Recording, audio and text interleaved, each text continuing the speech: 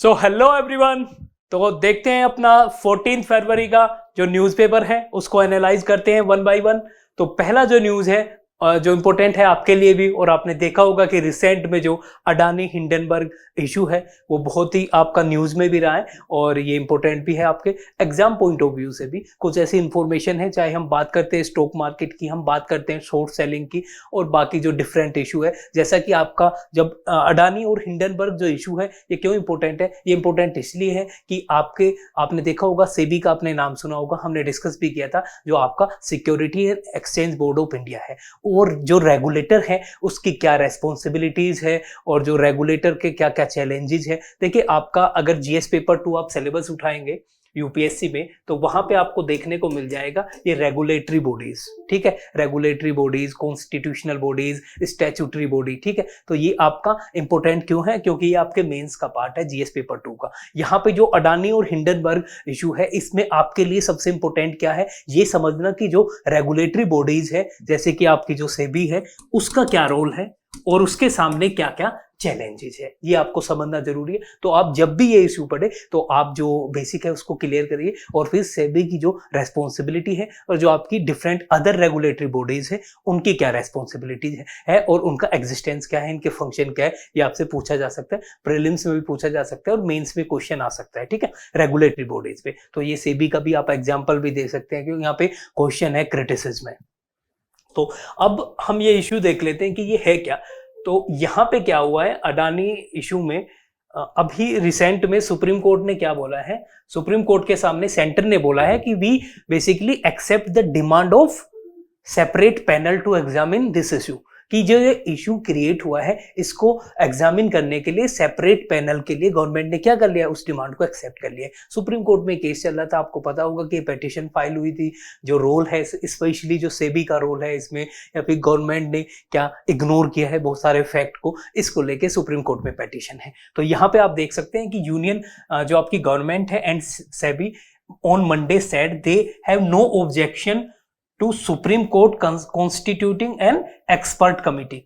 Supreme court एक committee establish करेगा और वो फिर जांच करेगा। तो सेबी और गवर्नमेंट को इसमें कोई हेजिटेशन नहीं है, कोई ऑब्जेक्शन नहीं है, ठीक है। तो सिंपली अब हम देखते हैं कि ये इशू टोटल क्या था। देखिए, अगर बात करें हिंडनबर्ग रिपोर्ट, आपको पता है कि 24 जो जनवरी है उस टाइम पे रिपोर्ट आई, और उसी के बाद से क्या हो गया, जो अडानी के शेयर है डिफरेंट उसकी जो कंपनीज है, सब्सिडियरी कंपनी अडानी ग्रुप की बहुत सारी कंपनीज है, उनके शेयर डिक्लाइन होना स्टार्ट हो गया, ठीक है। वो जो डिक्लाइन हुआ है उसी के बाद में वो डिक्लाइन इतना ज्यादा होता गया, कंट्रोवर्सी इतनी बढ़ती गई, एलिगेशन लगते गए। हिंडनबर्ग के जो वो फाउंडर है उन्होंने अडानी की कंपनी पे एलिगेशन लगाए, फिर अडानी ने रेस्पॉन्स दिया, अडानी ग्रुप का जो भी उनके सीईओ थे, बहुत सारी चीजें इसमें चली। गवर्नमेंट पे भी क्या लगे, एक्विजिशन लगे कि अडानी को सपोर्ट करने का, या फिर डिफरेंट अदर अपोजिशन पार्टी ने इस टाइप की चीजें की।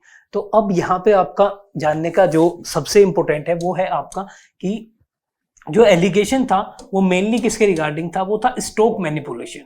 वो किसके रिगार्डिंग था, स्टॉक मैनिपुलेशन को लेके, कि जो अडानी ग्रुप है उसने क्या किया है, उसने दो चीजों में वो इन्वॉल्व हुआ है। पहली उन्होंने बोला कि ये बेसिकली क्या करते हैं, ये जैसे डिफरेंट मोरक्को, मॉरिशस, ये ऐसी कंट्री है जिनको टैक्स हेवन बोलते हैं। टैक्स हेवन का मतलब वहां पे अगर आप बिजनेस कोई भी ओपन करना चाहते हैं तो वहां पे वो जो टैक्स है बहुत ही कम है। जैसे इंडिया में आप बात करते हैं तो इंडिया की टैक्स स्लैब आपने देखा होगा कि जब हम बात करते हैं किसकी, कॉर्पोरेट टैक्स की बात करते हैं, तो कॉर्पोरेट टैक्स कितना होता है इंडिया में, 25%, 30%, ये इतना टैक्स है, और वहां पे क्या है इंडिया के कंपेरिजन में बहुत ही लो है। तो वहां पे अपने बेस क्रिएट कर लेते हैं जिससे वो टैक्स क्या कर देते, टैक्स अवॉइड करते थे, ठीक है, टैक्स एवेजन भी इसको बोलते हैं। तो ऐसी कंट्री में वो अपना बेस बना के इंडिया में क्या करते हैं, फिर वहां से एक्टिविटी करते हैं यहाँ पे, ठीक है। और दूसरा क्या करते हैं, यहाँ पे कुछ जो पैसा होता है जिसपे वो टैक्स नहीं देते, उस पैसे को कहाँ पे लेके जाते हैं, वो इन कंट्री में ले जाते हैं और यहाँ से फिर इंडिया में इन्वेस्ट करते हैं। ये पूरा क्या कर रहे हैं, राउंड ट्रिपिंग कर रहे हैं, मनी लॉन्ड्रिंग कर रहे हैं, ठीक है। तो एक्विजिशन लगाए, पहली चीज स्टॉक मैनिपुलेशन के, दूसरा कि ये इलीगल एक्टिविटीज में इन्वॉल्व है, ये मनी लॉन्ड्रिंग में इन्वॉल्व है, अपने बेसिस इन कंट्री में लगाते हैं और यहाँ पे सेल कंपनी स्टैब्लिश करते हैं, ऐसी कंपनी जिनका एक्चुअल में कोई काम नहीं है, कोई बिजनेस नहीं करती, बस वो नाम की एग्जिस्ट करती है, ठीक है। ऐसी कंपनी जो कभी बिजनेस ही नहीं करती, ठीक है। तो ये ऐसी सेल्फ कंपनी को स्टैब्लिश करके यहाँ पे पैसा लगाते हैं। Round tripping, money laundering, stock manipulation, ये बहुत सारे चार्जेस कहाँ पे लगे, हिंडनबर्ग की रिपोर्ट में। उन्होंने पूरा रिपोर्ट दिया और उसमें बहुत एलिगेशन उन्होंने लगाए। फिर उसके बाद में उसका काउंटर भी किया अडानी ग्रुप ने, और बाकी सारी चीजें हुई, आपको पता ही है। और यहाँ पे एक और इशू था शॉर्ट सेलिंग का, जो अडानी ग्रुप की तरफ से रेस्पॉन्स था, उसमें सबसे इंपॉर्टेंट इस इश्यू पे लेके था, इसको शॉर्टिंग भी बोलते हैं, कि ये जो पर्टिकुलर ग्रुप है ये बेसिकली एक शॉर्ट सेलिंग फर्म है। ये क्या करती है, किसी भी कंपनी को जब उसके शेयर हाई पे होते हैं उस टाइम पे क्या करती है, बोरो करके और उनको बेच देती है, और फिर उसके बाद में जब प्राइस लो हो जाता है तब उनको खरीद लेती है। देखिए शॉर्ट सेलिंग का मैं सिंपली आपको बता रहा हूँ।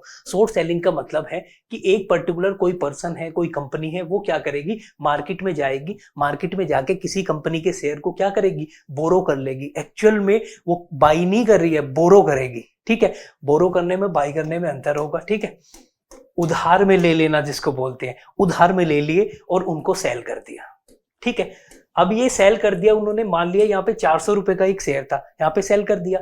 अब क्या हुआ, इस शेयर की कीमत हो गई 100 रुपए, यहाँ पे एक्चुअल बाई कर लेती है वो, तो 300 रुपए का फायदा होगा। इसको शॉर्ट सेलिंग बोलते हैं, मतलब आप पहले बोरो करके सेल कर दो और फिर फ्यूचर में बाई कर लो, ठीक है। तो ऐसी कंपनियों का फायदा कब होता है, जब किसी कंपनी के प्राइस क्या होंगे, शेयर के प्राइस डाउन होंगे। तो जो मेन एलिगेशन था अडानी ग्रुप का कि यहाँ पे ये शॉर्ट सेलिंग फर्म है, और इन्होंने खुद भी ये डिक्लेयर किया था कि हमारी शॉर्ट पोजीशन कहाँ पे है, अडानी ग्रुप में है, तो इससे इन्हें बेनिफिट हुआ। और ये कंट्रोवर्सी आपको पता है, अब तक इसका कोई कंक्लूजन नहीं है कि कहाँ पे क्या मैनिपुलेशन था, नहीं था, क्योंकि जांच में कुछ भी, अगर मैं बात करूं इंडियन एजेंसी की, तो कोई कंक्लूसिव रिपोर्ट नहीं है। तो हम ये भी नहीं बोल सकते कि स्टॉक मैनिपुलेशन था या नहीं था, ठीक है, क्योंकि मीडिया रिपोर्ट है अब तक, और फॉरेन एजेंसी है, उसके बिहाफ पे आपको भी कोई ओपिनियन फॉर्म नहीं करनी है। सिविल सर्विस में स्पेशली मैं बात करूं तो फैक्ट पे आपको बात करनी है। अगर सेबी की कमेटी बनी है, सुप्रीम कोर्ट अभी कोई एक्सपर्ट कमेटी बनाएगा, उसकी जो फाइंडिंग्स होगी उनके बेसिस पे आप उन चीजों को या तो एविडेंस देंगे, कुछ प्रूफ होगा, तब आप बोल सकते हैं। अब तक इसका कोई कंक्लूजन नहीं है, आप किसी को नहीं बोल सकते कि स्टॉक मैनिपुलेशन है, ये क्या है, एक्विजिशन है, ठीक है। तो there is no conclusive proof. तो इस सारी चीजों का आपको ध्यान रखना है, और इस रिपोर्ट में बस आपके लिए यहाँ पे इस न्यूज में इतना इंपॉर्टेंट है। तो नेक्स्ट हम चलते हैं, और ये आप यहाँ पे देख सकते हैं कि ये पर्टिकुलर जो कंपनी है वो बेसिकली उसके जो फाउंडर है नेट एंडरसन, ठीक है, और ये यूएस बेस्ड कंपनी है, और इसका जो मेन जो इसका वर्क है वो है ये it is specialised in forensic financial research. ये क्या करती है, इस कंपनी ने बोला है कि हम जो मैन मेड डिजास्टर है, जो मैनिपुलेट करते हैं, जो इलीगल एक्टिविटी में इन्वॉल्व है, जहाँ पे कॉर्पोरेट गवर्नेंस का सिस्टम बहुत ही बैड है, वहां पे हम क्या करते हैं, उसको रिपोर्ट को पब्लिक में लेके आते हैं, जो भी इरेगुलरिटीज जो है हुई है यहाँ पे।